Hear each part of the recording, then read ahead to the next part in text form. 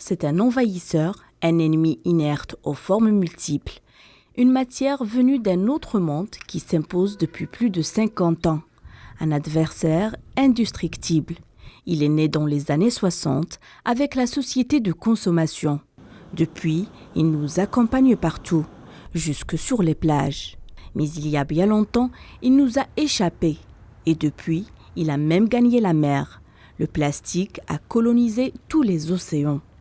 Alors, quelles conséquences pour l'environnement? Que peut-on faire pour sauver les océans de l'invasion des plastiques? Environ 100 millions de tonnes de déchets plastiques flottent dans nos océans.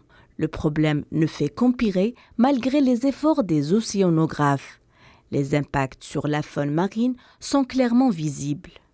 Dans certaines zones, 99% des requins ont disparu. Des baleines échouées avec des kilos de plastique dans l'estomac.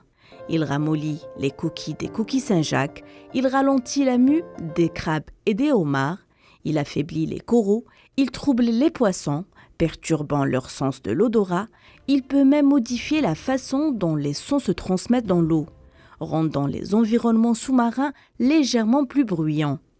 Les recherches révèlent l'impact désastreux des activités humaines sur l'océan, pire que ce qu'ils avaient imaginé.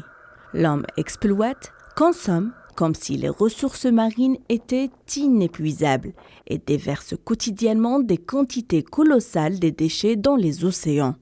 Et comme bon nombre de ressources naturelles de notre Terre, les océans aussi ont atteint leurs limites.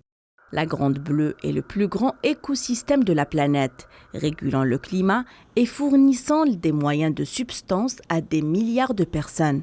Mais sa santé est en danger. La deuxième conférence des Nations Unies sur les océans devrait avoir lieu du 27 juin au 1er juillet. Elle sera l'occasion de trouver des solutions pour réparer les dommages que l'humanité continue d'infliger à la vie marine.